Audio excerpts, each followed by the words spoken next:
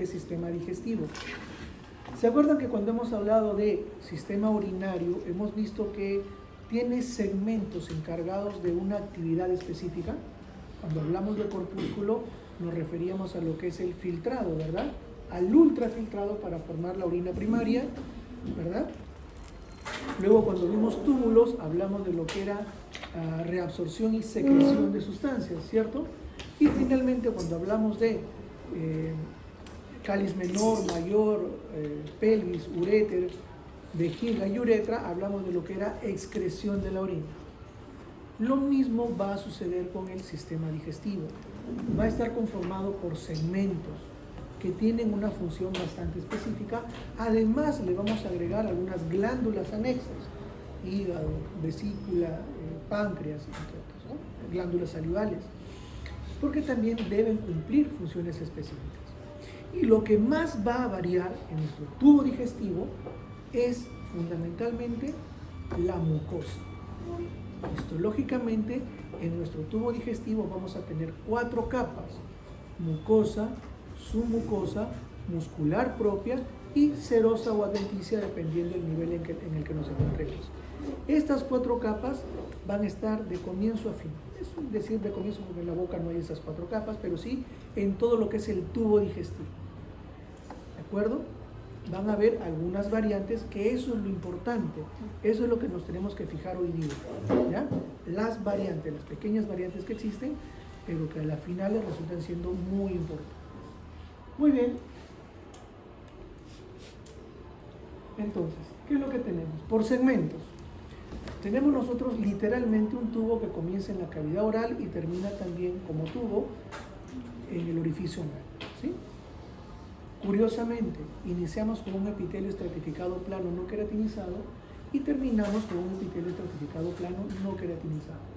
Pero entre el inicio y el fin van a haber variaciones del epitelio que implican una variación fisiológica, un comportamiento distinto. Todos estos segmentos de nuestro tubo digestivo, así como tienen funciones distintas, también pueden ser asiento de diversas patologías. Por ejemplo, acá arriba estamos viendo una mucosa gástrica. Sí, aquí estamos viendo perdón, los pliegues mucosos. Pero aquí observamos una perforación, una úlcera que básicamente ha atravesado la pared completa. Cuando estudien ustedes patología, van a ver que las úlceras tienen cierto grado, ciertos niveles. Esto ya es perforación completa. Obviamente pone en riesgo a la persona, la vida de la persona, por diferentes motivos. La pérdida de sangre y el proceso infeccioso que esto también acompaña, además de las reacciones químicas, una peritonitis química. Acuérdense que el estómago está lleno de ¿qué? De ácido, ¿de acuerdo? Y eso básicamente comienza a digerir todo lo que hay en la cavidad abdominopélvica. Por debajo tenemos también una mucosa gástrica, pero estamos viendo una neoformación, una nueva formación, que no tiene nada que ver con el aspecto de la mucosa gástrica. Vemos una neoformación con un reborde grueso, ¿no?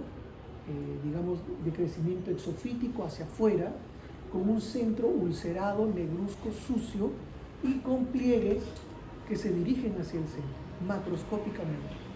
¿Qué me sugiere? Una neoplasia maligna, un cáncer gástrico, ¿de acuerdo?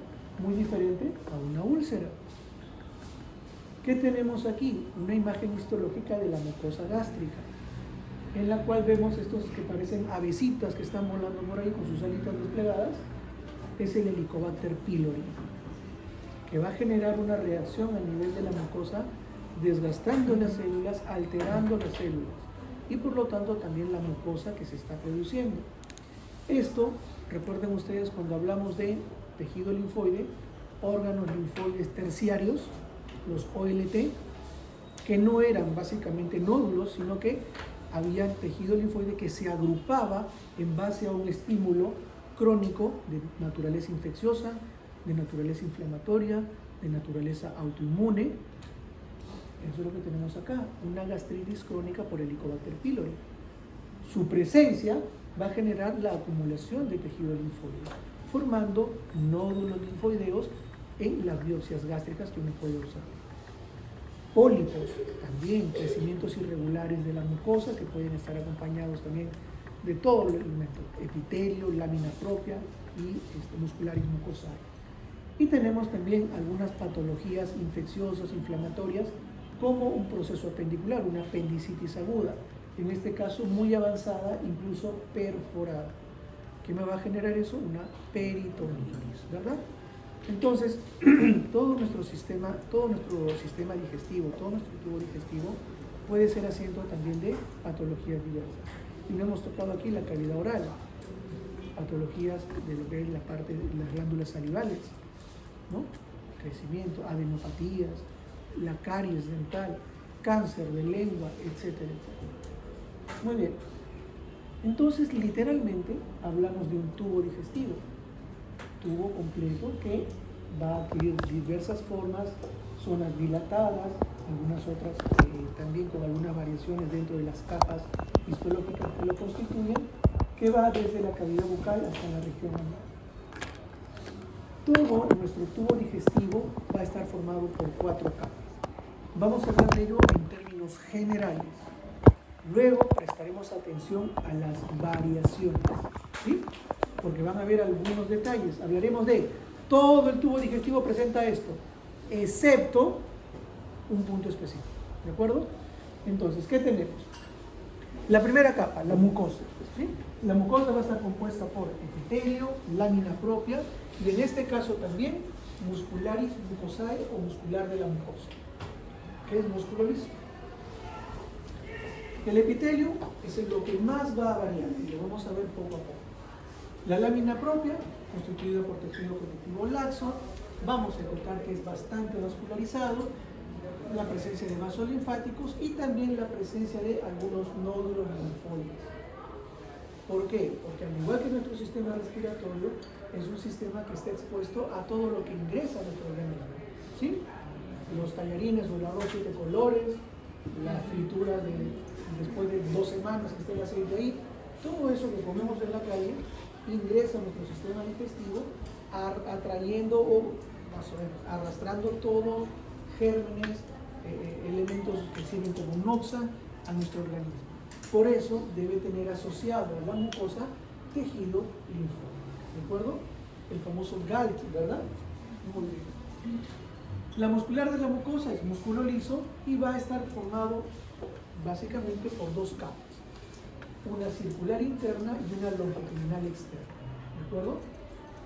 A diferencia del sistema urinario, ¿cómo era ahí? Celi, circular externa, longitudinal interna. Aquí es al contrario, cili. Por favor, presten atención a ese detalle, ¿de acuerdo? Muy bien, la submucosa va a estar constituido por tejido conectivo denso, irregular y también fibroelástico. En términos generales, no contiene glándulas. La submucosa no contiene glándulas, excepto el esófago y el duodeno. Allí, en la submucosa de estos 2 segmentos, sí vamos a tener glándulas. Y en el esófago serán glándulas que van a tener su propio nombre, glándulas esofágicas propias, y van a estar constituidos por células que van a producir o de naturaleza serosa y células de naturaleza mucosa. Por lo tanto, será una seromucosa, ¿de acuerdo? Van a haber vasos linfáticos, vasos sanguíneos y vamos a encontrar en la capa submucosa el plexo submucoso de Meissner. A la hora que yo al delegado le entregue, le haga llegar las diapositivas, voy a tener que modificar esto, ¿no? Acá hay una serie de errores, nombres propios, ya saben que va con mayúsculas, ¿verdad? Y bien escritos, por favor. Muy bien, pasamos a la tercera capa, la muscular propia, también llamada muscular externa. Igual, constituido por músculo liso, excepto el esófago, que ya veremos las características especiales de él. Va a estar compuesto por 2 capas de músculo liso, circular interna y longitudinal externa, y entre ellas encontraremos el plexo mioentérico de Auerbach. Tenemos entonces 2 plexos que tienen que ver, cuando están en contacto con músculo liso, con la contracción del músculo liso. ¿Para generar qué? Los movimientos peristáticos antiperistáticos, segmentarios y etc. ¿Sí? No es un solo movimiento el que se va a dar. Luego la serosa adventicia siempre va a ser un epitelio simple plano, mesotelio, con tejido conectivo subyacente, con la presencia de capilares sanguíneos y algunos filetes nerviosos. Eso no cambia para nada. Vamos al esófago entonces. Ya lo habíamos visto de manera somera cuando hablamos de tráquea, ¿se acuerdan? En un corte transversal, la tráquea delante, bien regular, ¿no? Rígido, mientras que el esófago todo colapsado, ¿verdad? ¿Por qué? Porque su función es diferente, su constitución histológica también es diferente. El esófago es un tubo de 25 centímetros de largo que va desde la parte posterior de la laringofaringe hasta el estómago, al cual se conecta a través de un esfínter, el esfínter llamado cardias, ¿de acuerdo? Va a atravesar la región cervical baja, va a atravesar el mediastino a través de la parte posterior y finalmente va a atravesar al músculo diafragma a través del hiato esofágico, que va a tener sus pilares también. Vamos a ver aquí la primera variación en la mucosa, ¿de acuerdo? ¿Cómo es el epitelio? Es un epitelio bastante delgado, medio milímetro de espesor. El epitelio ya no va a ser estratificado plano no queratinizado, va a ser un epitelio cilíndrico simple. Es un cambio bastante drástico, ¿sí? De un epitelio estratificado plano no queratinizado, que es el esófago, pasamos a... estamos en el esófago, no está bien. Perdón, me estaba yendo. Epitelio escamoso estratificado no queratinizado, ¿de acuerdo? El esófago es epitelio estratificado plano no queratinizado. Escamoso, ¿qué más se le puede decir? Plano, pavimentoso, lo mismo, ¿de acuerdo? Muy bien, hay algunas células de Langerhans que son presentadoras de antígeno. Lámina propia, vamos a encontrar algunas glándulas en las mucosas esofágicas cardíacas y la presencia nuevamente de nódulos linfoides. Estos nódulos linfoides son aislados, ¿sí? No están juntos, pegados unos a continuación de otros, están aislados, como salpicados por aquí y por allá. La única zona de nuestro tubo digestivo que tiene acumulación de nódulos linfoides que forman verdaderas placas es ¿en dónde? En el ileoma. Es la única zona en la que vamos a encontrar las placas de Peyer. En el resto vamos a encontrar nódulos linfoides aislados. Jóvenes, un detalle también, por favor, he visto en sus exámenes, no sé específicamente si ustedes o los otros grupos, pero confunden mucho linfoide con linfático. No es lo mismo, ¿sí? No es lo mismo. No es lo mismo decir un nódulo linfático, porque eso no existe, a decir un nódulo linfoide, porque ese nódulo está formado por células del sistema linfoide, ¿sí? Por linfocitos. No es lo mismo decir un ganglio linfoide que un ganglio linfático, porque el ganglio sí es una estructura que pertenece al sistema linfático. Por favor, eso baja puntos, porque son cosas distintas. Tengan mucho cuidado, ¿de acuerdo? Tanto en teoría como en práctica no sé cómo ir a hacer su examen teórico, pero si es para marcar o para llenar, pero tengan mucho cuidado con eso. Muy bien, luego la muscular de la mucosa es una capa de distribución longitudinal, músculo liso, ¿no? No hay nada, no hay mucho más que ver ahí. La submucosa, en el esófago, también es un tejido de tipo fibroelástico, tejido conectivo denso, y aquí vamos a encontrar las glándulas esofágicas propias. Ese es el nombre de las glándulas esofágicas propias, que tiene células de naturaleza serosa y mucosa también. Las células serosas que van a producir pepsinógeno y lisocima. Las mucosas que van a producir moco. ¿De acuerdo? Como una especie de lubricante, básicamente. El moco sirve para que el bolo alimenticio pase sin mayores problemas. Y encontramos el plexo submucoso de Meissner. En la muscular propia o muscular externa sí vamos a encontrar una variante acá muy importante. Se dice que está compuesto por dos capas musculares, circular interna y longitudinal interna, pero como todo en nuestro organismo lo vamos a dividir en tercios. El tercio superior o proximal, el tercio medio y el tercio inferior o tercio distal. Y aquí comienza la diferencia. El tercio proximal va a estar conformado, su capa muscular, por músculo esquelético. ¿Y el músculo esquelético de qué tipo es? Voluntario. ¿De acuerdo? El tercio medio tiene una mezcla de los dos, tanto esquelético como liso. Es decir, tiene componente voluntario e involuntario. Y el tercio distal o inferior es netamente músculo liso, completamente involuntario. Vámonos a la boca. La masticación. ¿Sí? ¿Es voluntario o no? Sí. Los movimientos de la lengua, la salivación y la formación del bolo alimenticio es voluntario. Yo digo cuánto tiempo lo voy a masticar, de qué forma lo voy a masticar, y eso va a generar el bolo alimenticio. Y yo con la lengua lo voy a ir desplazando hacia la parte posterior, ¿no? A la parte profunda de mi cavidad bucal, hacia el istmo de las fauces, donde se encuentra la úvula o campanilla. Hasta ahí es una fase consciente de la deglución, voluntaria. Una vez que atraviesa este istmo de las fauces y cae hacia lo que es la orofaringe, es involuntario. ¿De acuerdo? A partir de allí es simplemente tránsito. ¿A partir de qué movimiento? El movimiento peristaltic. Pero ahí entra lo curioso. Músculo esquelético. ¿Qué supone la presencia del músculo esquelético? Que yo puedo controlar si pasa o no pasa. Y de hecho estoy seguro que ustedes habrán visto en la televisión, en los programas, gente que traga objetos y lo regurgita. No los vomita. El vómito es otra cosa muy diferente. Cualquiera vomita.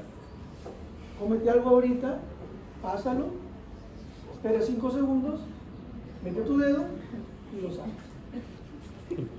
Ahí no tiene nada que ver el esófago. ¿Sí? Es ingerir cualquier cuerpo, tenerlo acá y sacarlo. ¿Podríamos hacerlo o no? Sí, es cuestión de entrenamiento. ¿Han visto ustedes personas que pueden movilizar sus pabellones auriculares? Todavía hay. ¿Sí? ¿Por qué? Porque en nuestro proceso evolutivo, ¿no? Hay algunas cosas que hemos ido perdiendo porque justamente ya no lo necesitamos. Nosotros no somos seres rumiantes. Los rumiantes sí pasan y sacan nuevamente y comienzan a rumiar, ¿no? Hay gente que, o digamos, algunas especies que necesitan un mayor sistema de vigilancia. Las orejitas. Las vacas. ¿No? Las vacas. Nos serviría mucho para escuchar las balas ahora, ¿no? Pero bueno, ya hemos perdido esa capacidad. Hay algunas personas nada más que lo pueden utilizar por ahí. Muy bien, entonces eso es básicamente lo que nos dice histológicamente que podríamos hacer. ¿Ok? ¿Cuál es el ritmo del peristaltismo? 50 milímetros por segundo, es decir, 5 centímetros por segundo. Sabiendo que el esófago mide 25 centímetros, ¿cuánto tiempo demora en pasar el bolo alimenticio desde la boca hasta el estómago? 5 segundos, nada más. Eso es el tiempo que trabaja el esófago. ¿De acuerdo? Un minuto. Está bien, ¿no? 25 centímetros, cada segundo 5 centímetros, 5 segundos. Así de sencillo. Muy bien. Aquí lo tenemos. Esto es la luz, por aquí viene el bolo alimenticio, epitelio estratificado plano no queratinizado. Algunas insinuaciones aquí de presencia de músculo liso, sería la muscular mucosae con su lámina propia, la submucosa y el componente muscular propio, ¿verdad? Circular interna, longitudinal externa y por fuera la adventicia. Luz o lumen, epitelio estratificado plano no queratinizado, lámina propia, muscularis mucosae, submucosa, muscular propia, circular interna, longitudinal externa y acá adventicia, ¿no? Que no se ve muy bien, ¿no? Epitelio estratificado plano no queratinizado, lámina propia y muscularis mucosae. Hasta aquí sería la mucosa, epitelio, lámina propia y muscularis mucosae. Debajo de la mucosa, ¿qué hay? La submucosa, en donde encontramos La glándula esofágica propia, ¿verdad? ¿Sí? Aquí es mayor el componente mucinoso y esto es su conducto de excreción, ¿de acuerdo? Todo lo que produce es vertido hacia la luz del esófago. ¿Qué tengo acá?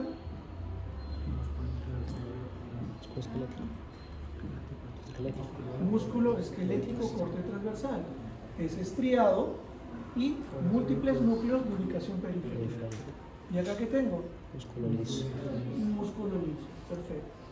¿En dónde estoy? Perfecto. Esa es la respuesta. Tercio medio de esófago. Completo. ¿De acuerdo? Muy bien. Esto ya muscularizó completamente. Tenemos aquí, esto sería entonces el tercio. Tenemos entre capas musculares la presencia de el plexo entérico de agua. Muy bien. Esta zona es muy importante, la unión gastroesofágica, ¿sí? Miren ustedes el cambio dramático de epitelio. Esto es esófago, esto es estómago. Epitelio estratificado plano no queratinizado, epitelio cilíndrico simple. ¿De acuerdo? ¿Por qué les digo que es muy importante? También es muy sensible y hay que cuidar mucho esta zona. ¿Han escuchado ustedes de personas que dicen, me arde la boca y el estómago? Es bastante común, ¿verdad? Las epigastralgias y todo esto. Conforme se va haciendo más intensa esta situación, pueden haber múltiples causas, desde un mal régimen higiénico dietético hasta incompetencia del esfínter cardial, por ejemplo, que puede ser congénito o adquirido. Lo que tenemos en referencia es que el esófago no está preparado para recibir la acidez gástrica. Por eso es que el esfínter tiene que ser muy competente, tiene que cumplir su función. Pero si es incompetente, por cualquier motivo que ustedes quieran, la acidez va a ascender, ¿sí? Y esto va a generar, esto se constituye ¿en qué? En una agresión al tejido. Lo está agrediendo. Ustedes han escuchado, es una ley de la vida. El que no se adapta, se muere. ¿Sí? El que no se adapta, se muere. Correcto. El epitelio estratificado plano no queratinizado del esófago se plantea una disyuntiva terrible, porque el paciente no va a hacer nada. ¿Qué hago para salvar el momento? Porque así nuestro organismo es muy bueno. Entonces, ¿qué hago? A ver, en tierras lejanas, yo sé que existe un epitelio que le hace frente a la acidez gástrica. ¿Qué epitelio sería? El epitelio intestinal, ¿cierto? Porque es el intestino delgado el que va a recibir la acidez del estómago. Entonces tiene que estar preparado para recibir la acidez del estómago. ¿Qué hago entonces? Voy a imitar ese epitelio y me voy a transformar. Esa transformación que es, se supone, debería ser momentánea, se llama metaplasia. La metaplasia es el reemplazo de un tejido por otro tras una agresión, una estimulación negativa, para poder suplir las funciones y poder defender este tejido. Eso es metaplasia. Entonces comienza aquí a distorsionarse y aparece el tejido, el epitelio intestinal. ¿Sí? Aparece metaplasia intestinal. Pero como somos buenos peruanos, tengo el problema y sencillamente voy, me como mi sábila, ¿no? Tomo mi antiácido y no sé qué otras cosas más que me recomienda la vecina o mi abuelito o mi abuelita. Esta metaplasia puede evolucionar y lamentablemente puede evolucionar de dos maneras, favorable o desfavorable. Favorable, ¿qué quiere decir? Que yo solucione el problema de fondo y el epitelio intestinal que había acá regresiona y todo se vuelve a transformar en un epitelio netamente esofágico. Pero si evoluciona a mal, lo que va a suceder es que este epitelio intestinal va a sentir lógicamente la persistencia de la agresión y lo que va a generar son primero cambios citológicos, cambios en las células. Se va a generar una displasia celular. Si persiste el daño, esa displasia se va a transformar en una anaplasia, en la cual ya no hay solamente una distorsión celular, sino una distorsión de todo el tejido. Y esa anaplasia me puede llevar a ¿qué? Con un empujoncito nomás, cáncer. ¿Sí? Por eso es importante esta zona. Siempre cuando haya cambios de epitelio hay que tener mucho cuidado. ¿Ya? Mucho cuidado. Muy bien. Unión gastroesofágica. Vámonos al estómago. El estómago es la porción dilatada de nuestro tubo digestivo, ¿verdad? ¿Sí? Comienza a nivel de lo que es el cardias y termina en el otro esfínter que es el píloro. Va a tener zonas, la zona cardial, el fondo del cuerpo, que es la porción más grande, y el antropiloro, ¿de acuerdo? Con propias características que iremos viendo poco a poco. ¿Cuál es su función? Ser ácido, ser un ambiente altamente ácido, un pH bastante bajo, y producir algunos elementos más que iremos viendo hasta después. Se dice de que va a pasar de un volumen de 50 mililitros a un volumen de 1500 mililitros aproximadamente desde que somos bebés hasta que somos personas adultas. ¿De acuerdo? Pregunto a ustedes, ¿cuántos no son de la región Lambayeque? Yo tampoco, yo soy Chimbotá. No sé si les sucede a ustedes, a mí sí. Cuando voy a visitar a mis padres, me sirven todo lo que no me han dado el tiempo que no los he visto. Y en mi casa está prohibido que alguien se pare de la mesa si no termina. Entonces, les puedo asegurar que son más de 1500 mililitros. De lejos. ¿Ok? Más de 1500 mililitros. Soy médico legista, he hecho necropsias. Hay estómagos que manejan volúmenes inimaginables. ¿Qué quiero decir con esto? Que el estómago es muy distensivo y puede almacenar o alojar volúmenes increíbles. ¿De acuerdo? Algo que ha generado actualmente una moda. La banda gástrica, ¿no? En mi tiempo, la moda fue la cesárea. Ahora la moda es la banda gástrica. ¿Sí? Hay que enfrentar eso con sumo cuidado, ¿sí? La técnica quirúrgica de la banda gástrica es muy importante, sí, pero cuando tú conoces el problema de base, de fondo, el diagnóstico preciso por el cual la persona llega a ese estado. Porque si tú solamente te vas a la parte quirúrgica y no solucionas el problema de fondo, no vas a arreglar nada. En 6 meses vuelve a lo mismo.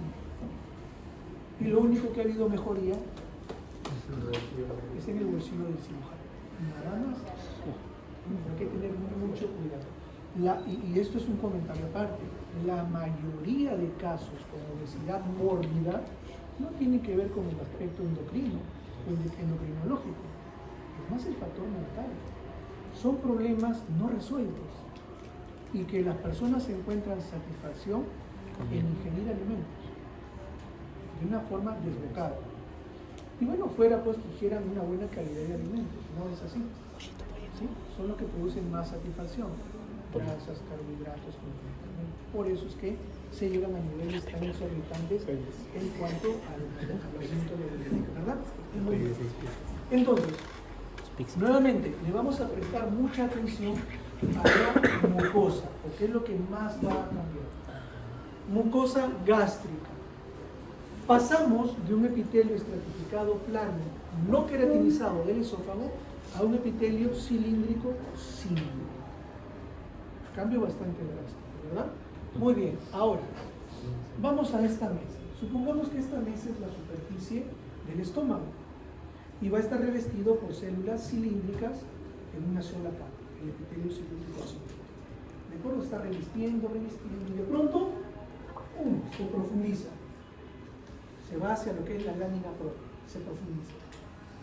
Pero nuevamente sale. Sigue cubriendo, nuevamente se profundiza, vuelve a salir, se profundiza y vuelve a subir. Estas invaginaciones, ¿sí? estas estructuras que está formando de manera invaginada, se conocen como foviolas o fositas gástricas. Cuidado con ponerme fabiolas. Foviolas o fositas gástricas, ¿de acuerdo? Que básicamente está compuesto ¿por qué? Por células, la mayoría caliciformes que producen moco, ¿correcto? Pero sabemos que el estómago tiene por función producir ácido, entre otras sustancias. Eso le va a corresponder a las células glandulares, o sea, las glándulas gástricas, que se encuentran ¿en dónde? En la lámina propia. Es decir, por debajo de las foviolas, hacia la profundidad. Y vamos a tener dos células muy importantes. Las células parietales, o llamadas también oxínticas,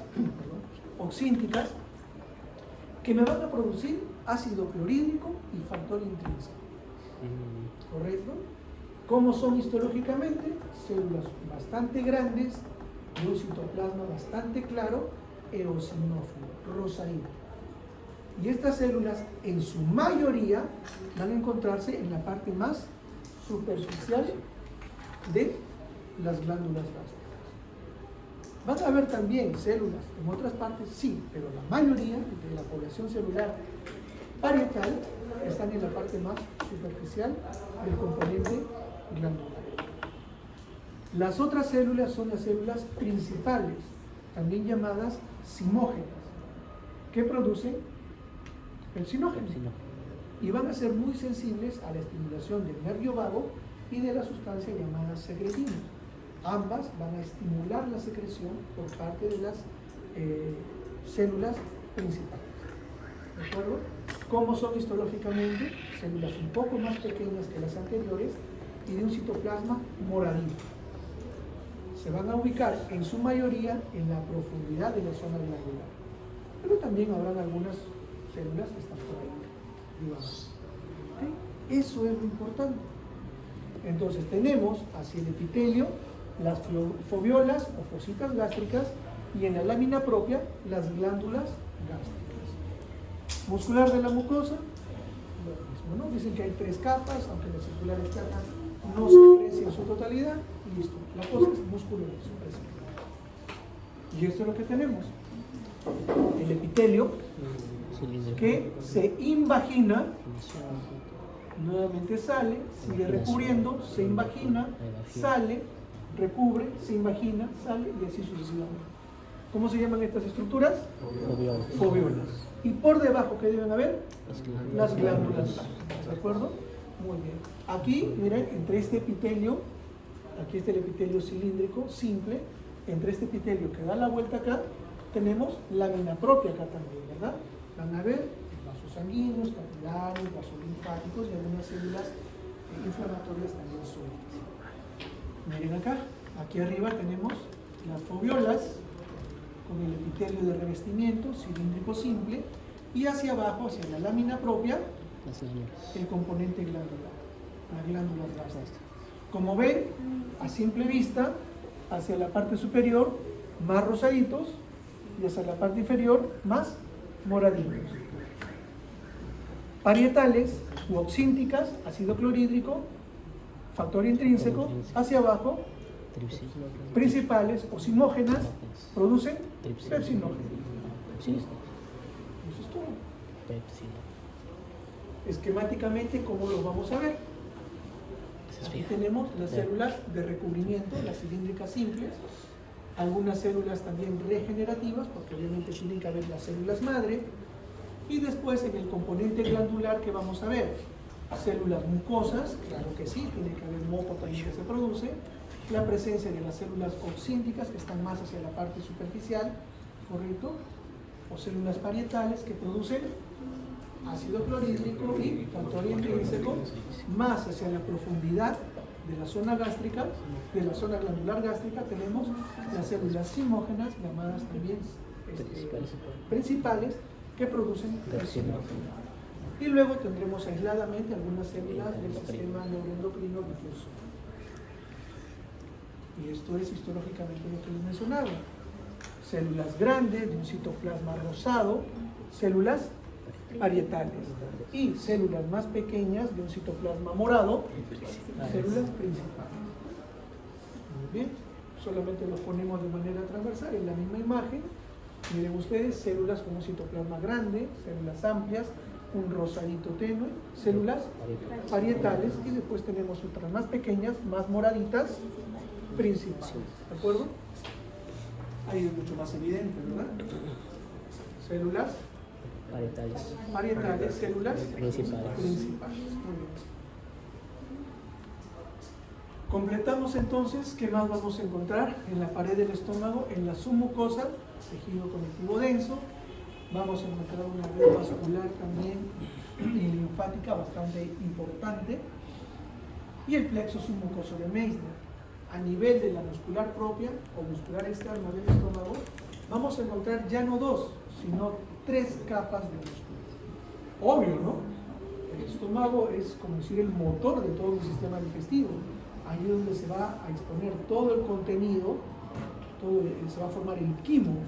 Todo lo que hemos ingerido tiene que darse vuelta. ¿Ustedes han visto un tambor de los albañiles? Sí. En donde meten el agua, el ripio, el cemento, la arena, el trompo, ¿verdad? Así es más o menos el estómago, para decirlo de una manera muy simple. Ahí es donde se va a mezclar todo, ¿correcto? Entonces tiene que tener un buen componente muscular. Por eso son 3 capas: oblicua interna, circular media y longitudinal externa. Oblicua interna, circular media y longitudinal externa. ¿Se acuerdan ustedes de la vejiga? ¿Qué formaba la capa circular media? El esfínter interno de la vejiga, ¿verdad? Perfecto. ¿Qué forma la circular media? El esfínter pilorio. Entonces la circular media es la que forma los esfínteres. Moraleja. ¿Qué vamos a encontrar entre la circular media y la longitudinal externa? El plexo de Auerbach. Ceros se sigue siendo ceros. Lo que tenemos, miren ustedes, el epitelio de revestimiento, la formación de las foveolas o fositas gástricas, el componente de células gástricas con su musculares mucosae, todo esto es la mucosa. Luego viene la submucosa y el componente muscular externo con sus capas, oblicua interna, circular media, longitudinal externa. Y miren ustedes, incluso la distribución de las fibras musculares o de las células musculares tiene tres direcciones distintas: longitudinal, circular y oblicua, lo que justamente hace que tome más fuerza al momento de contraerse. Y por último, la serosa. Muy bien, ¿cuánto tiempo nos queda? Son 6:30. ¿Qué hora tenemos? 6:50. Avanzamos un poco más, ¿de acuerdo? Todo lo que podamos avanzar. Muy bien, siguiente segmento, intestino delgado. Nuevamente vamos a prestarle atención a las modificaciones que va a sufrir este segmento para cumplir la función para la cual está diseñado, que es básicamente absorción. ¿Sí? Tiene que absorber el intestino delgado, tiene que absorber los nutrientes que estamos tratando nosotros de incorporar a nuestro organismo. Ahora, miren ustedes, son solamente 7 metros lineales de intestino delgado. Vamos a suponer que la circunferencia del intestino delgado son 8 o 9 centímetros. Calculen la superficie de absorción. Es bastante reducida. Un minuto. Una poca superficie de absorción. Vamos a imaginarnos que esta mesa sea toda la superficie de absorción del intestino delgado. Me preocupa, porque yo necesito mucho más. Y el intestino también se preocupa, porque la persona no se preocupa. La persona no somos que se preocupa. ¿Cómo resuelvo esto? ¿Qué tengo que hacer? Lo básico, aumentar mi superficie de absorción. ¿Cómo lo hago? Le va a dar solución no solamente aplicando una fórmula, sino 3. ¿Cómo son los componentes de nuestros órganos? 3 formas de solucionar. La primera, la más sencilla. Vamos a imaginar que yo me voy al mercado moderno y me compro un fardo de tela, ¿sí? Completito. Y lo pongo acá. Voy a cubrir la superficie de absorción. Y lo que hago es sencillamente estirar la tela. Y la cubro. ¿He aumentado la superficie de absorción? No. Para nada. Primera ocurrencia.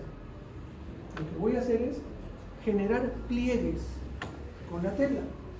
Entonces, en esta distancia voy a jalar la tela y voy a originar pliegues. Más pliegues, más pliegues, más pliegues, así hasta llegar allá. Hay más tela, aumenté la superficie, Sí. vellosidades intestinales. Primera forma de solucionar. Vamos a una segunda forma. No me contento con eso. Veo que tiene efecto. ¿Qué es lo que voy a hacer? A cada uno de estos pliegues le voy a hacer pliegues chiquitos. Y voy a seguir jalando tela. ¿Sí? Microvellosidades. ¿Sí? Segunda forma. Ahora, ¿qué más voy a hacer? ¿Qué más se me ocurre? No me contento con dos, vamos a usar una tercera. Vamos a imaginar que esta mesa la puedo volver flexible. Lo que voy a hacer es, ¡plum!, la doblo. ¿Se va a cortar o no? ¿Puedo poner otra mesa más allá? Y hago lo mismo, la corto. Pongo otra más, la corto. Y en este espacio ya no tengo una mesa, tengo tres. Y todas ellas cubiertas con vellosidades y microvellosidades. Esta tercera estructura se llama válvulas de Kerpen. ¿Sí? Vamos a ver de qué se trata esto. Tres formas, ¿no? A falta de una. Modificaciones de la superficie luminal. Kerpen.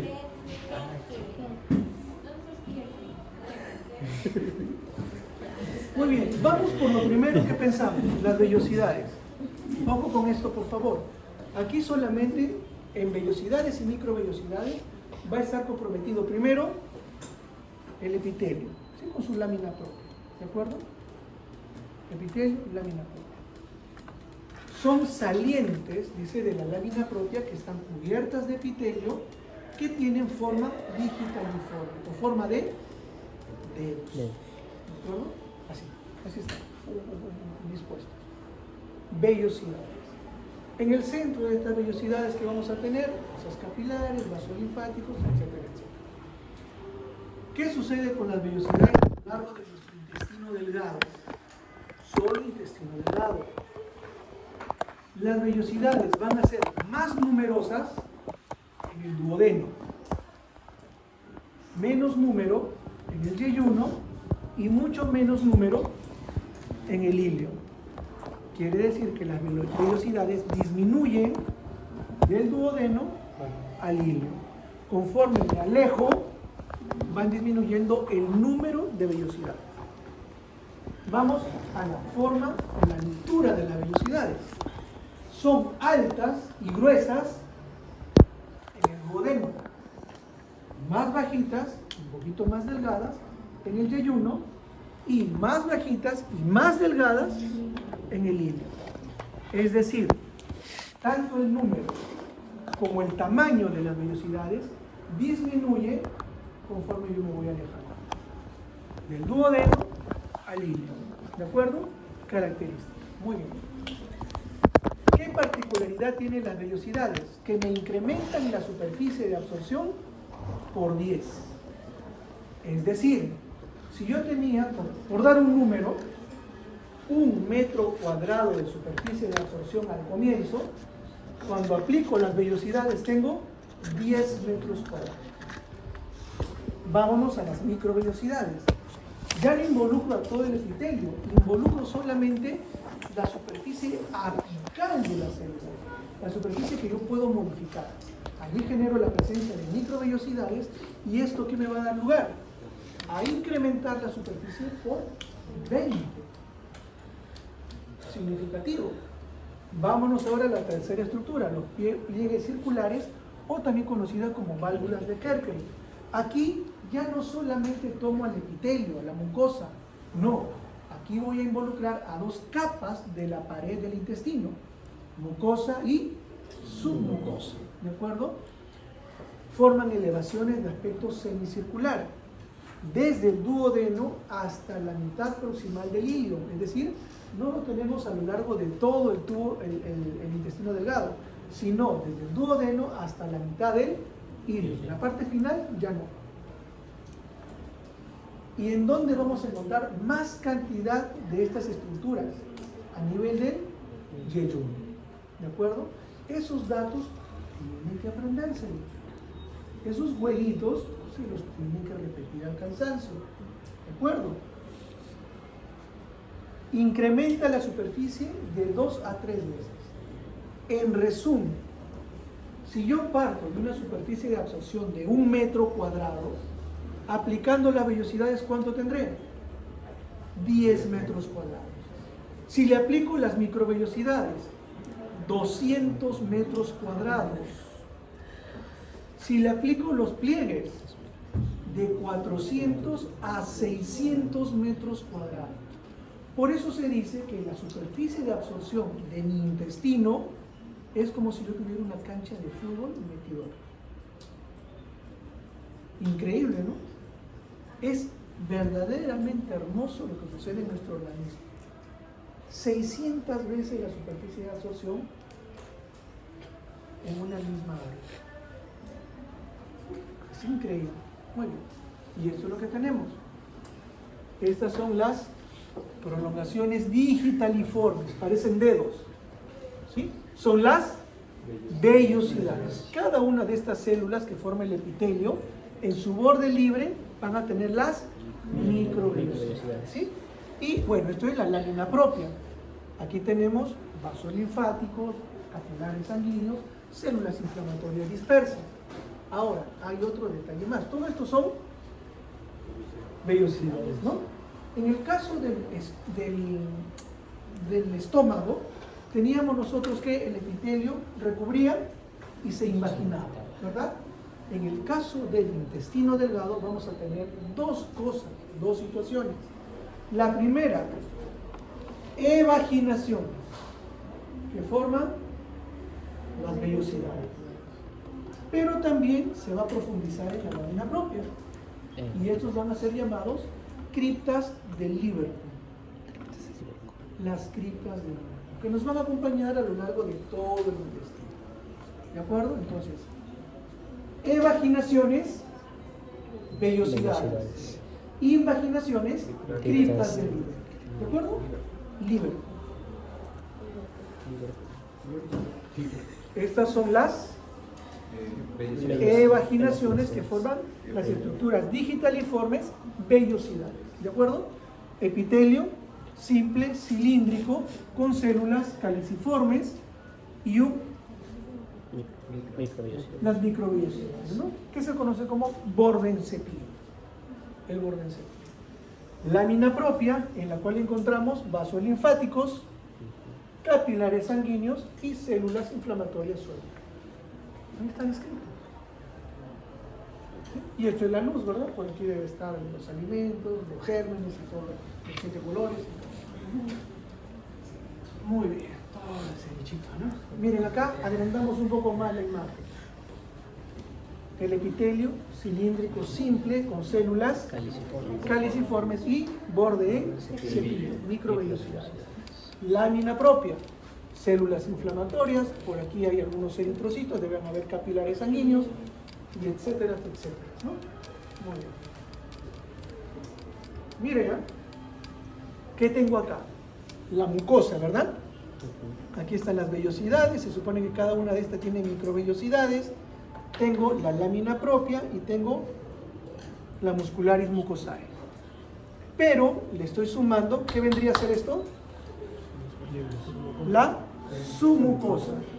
¿De acuerdo? Debajo de la mucosa, ¿qué hay? La submucosa.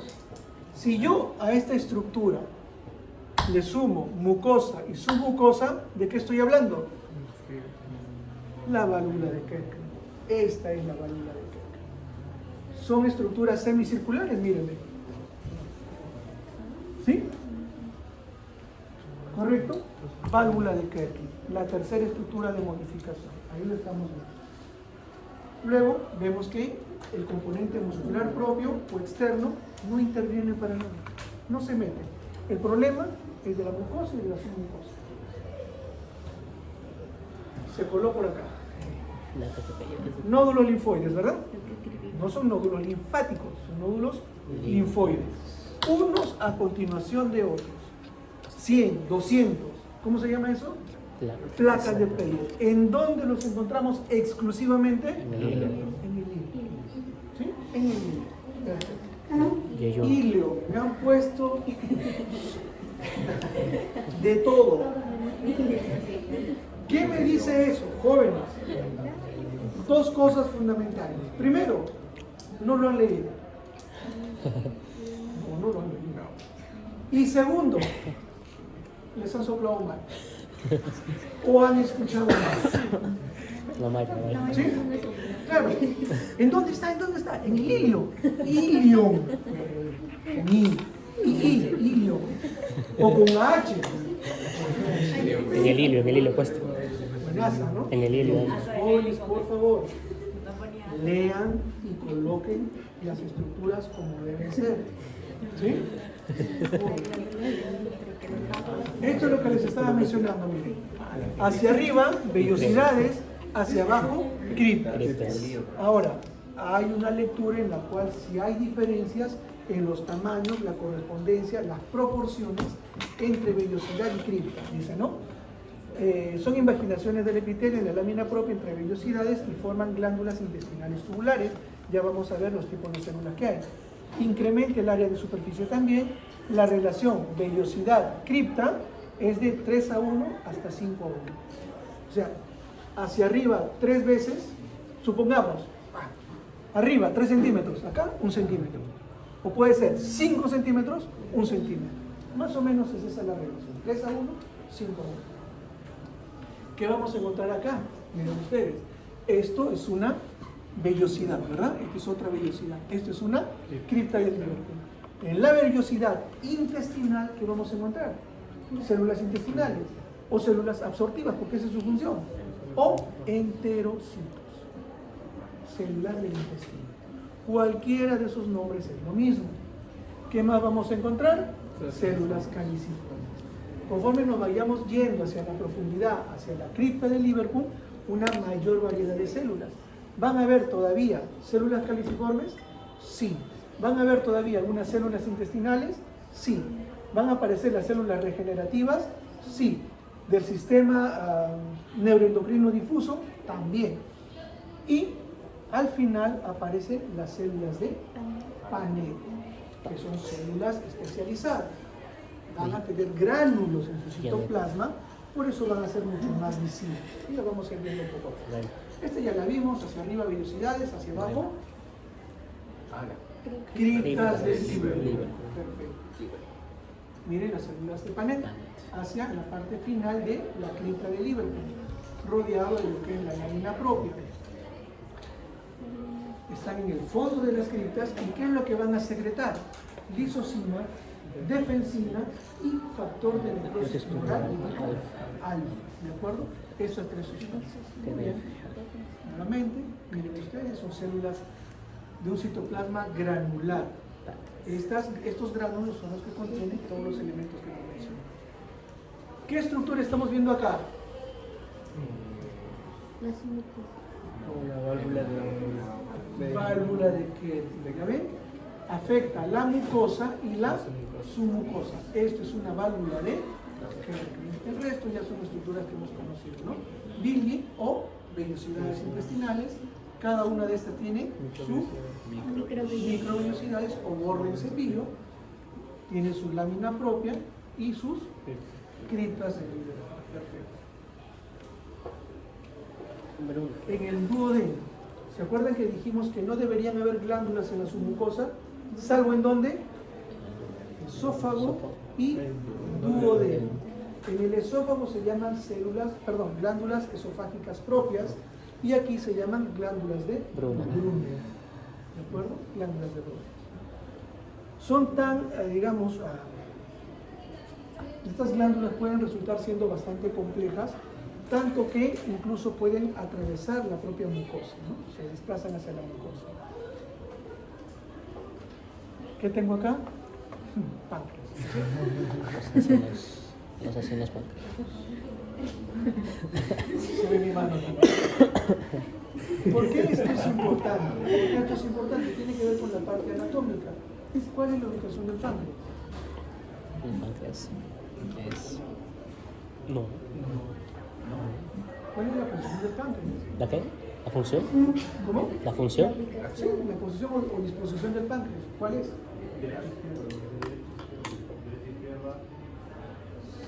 Cabeza, cuerpo y cola, en este sentido, Sí. ¿verdad? La cabeza es Anterior. intraperitoneal Intra- y el resto es retro. retroperitoneal. ¿En dónde se encuentra la cabeza?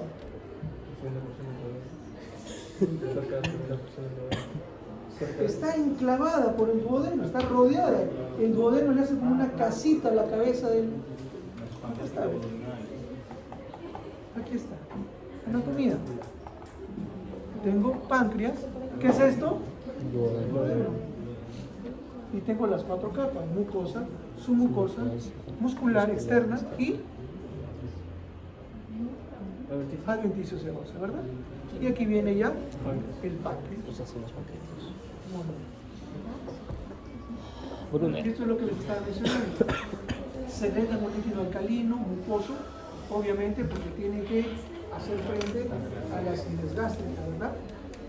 Va a estar en efecto aquí lo que corresponde a esta sustancia llamada iobastrona, que es el factor de crecimiento epidérmico humano, que suprime la producción de ácido clorhídrico, miren qué importante, y aumenta la actividad mitótica de las células. Acuérdense ustedes que la renovación de todo este epitelio intestinal puede darse en 7 u 8 días, nada más. Por eso la actividad mitótica es tan importante. Las glándulas se pueden extender incluso hacia el componente mucoso. Aquí tenemos, miren ustedes, las células de Panet, esto es el fondo de las criptas de Liverpool, y aquí tenemos, vendría entonces la muscular externa acá, esta es la muscular mucosae, la submucosa, en donde encontramos el plexo de... En la submucosa encontramos el plexo submucoso de Meissner. En el componente muscular externo encontramos de agua. ¿Ya? Miren acá, ahora ya estábamos nosotros hacia la parte más superficial. Aquí tenemos las glándulas, ¿sí? La submucosa, componente muscular, circular interna, longitudinal externa, y entre ellos el plexo de agua. Luego, la serosa, ¿verdad? Que tiene su mesotelio, un epitelio simple plano, tejido conectivo, algunos filetes nerviosos y capilares sanguíneos. Bien, entre músculo y músculo, agua, ¿verdad? Ya estamos en la hora, ¿no? Muy bien, jóvenes. Muchísimas gracias. La próxima semana terminamos esto, hacemos boca, de ahí acabamos. ¿Ya? No hay examen la próxima semana.